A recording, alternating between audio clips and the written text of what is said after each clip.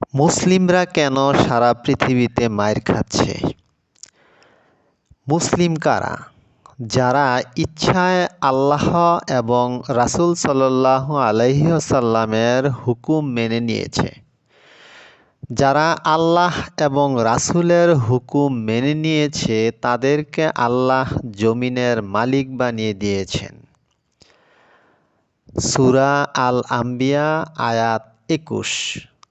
এই জমিনকে দখল করার জন্য অনেক শত্রু আসবে। এই শত্রু বাহিনী থেকে আপনার জমিনকে আপনি রক্ষা করতে হবে। এই জন্য আল্লাহ বলেন, তোমরা আমার শত্রু এবং তোমাদের শত্রুদের বিরুদ্ধে শক্তি সঞ্চয় করো। সূরা আল আনফাল আয়াত ৬০। যেন তোমাদেরকে দেখে তারা ভয় পায়। এখন শক্তি কি? নবীজি বলেন, শক্তি হলো তীর নিক্ষেপ করা। এখন আপনি দেখেন নবীজি যে তীরের কথা বললেন, কেন? এখন বর্তমানে যত অস্ত্র আবিষ্কার হয়েছে তার মধ্যে সবচেয়ে পাওয়ারফুল অস্ত্র হলো ক্ষেপণাস্ত্র।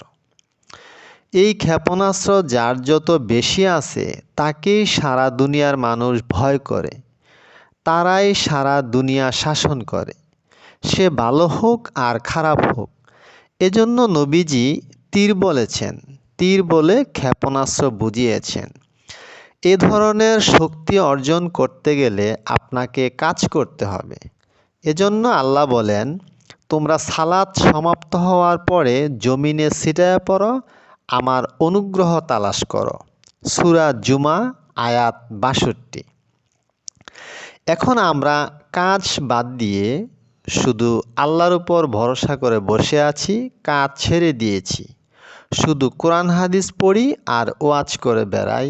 আর অন্যদিকে এক শ্রেণীর মানুষ কাজের মধ্যে মনোযোগ দিয়েছে। এজন্য তাদের কাছে শক্তি চলে গেছে। ওরাই আমাদের শাসন করছে। তাদের কথা না শুনলে মারছে আর মাইর খাচ্ছি, আর আমরা মাইর খাচ্ছি। আর আল্লাহর কাছে দোয়া করছি, কিন্তু এই দোয়া তো আল্লাহ শুনবেন না। তার কারণ হচ্ছে, এই যে আপনাকে জমিনের মালিক বানিয়ে দিয়েছিল, এই জমিনকে রক্ষা করার দায়িত্ব আপনার ছিল, যেন কোনো শত্রু বাহিনী এই জমিন ছিনিয়ে নিতে না পারে। যারা এই জমিন ছিনিয়ে নিতে আসবে তাদেরকে বাধা দিবে। বাধা দিতে গিয়ে আপনি শক্তি প্রয়োগ করবেন। এটাকেই ইসলামে জিহাদ বলে, যুদ্ধ বলে। এই জিহাদ যুদ্ধ সকল মুসলিম নরনারীর উপর ফরজ। এজন্য নবীজি হাদিসের মধ্যে বলেন, তোমরা যদি জিহাদ ছেড়ে দাও তাহলে চারদিক থেকে তোমাদের উপর বিপদ চলে আসবে, যা তোমরা প্রতিরোধ করতে পারবে না, যতক্ষণ পর্যন্ত না তোমরা আল্লাহর দ্বীনের দিকে ফিরে যাবে, অর্থাৎ আল্লাহর হুকুমের দিকে ফিরে যাবে। এখন বিবেচনা করে দেখুন, আমরা মুসলিমরা কেন মাইর খাচ্ছি? তাহলে মাইর খাওয়া থেকে নিস্তার পেতে হলে আমাদেরকে শক্তি অর্জন করতে হবে। আর শক্তি অর্জন করতে হলে আমাদের সবার কাজে মনোযোগ দিতে হবে। তাহলেই আল্লাহর ওয়াদা অনুযায়ী মাইর খাওয়া থেকে নিস্তার পাবো, অন্যথায় নয়।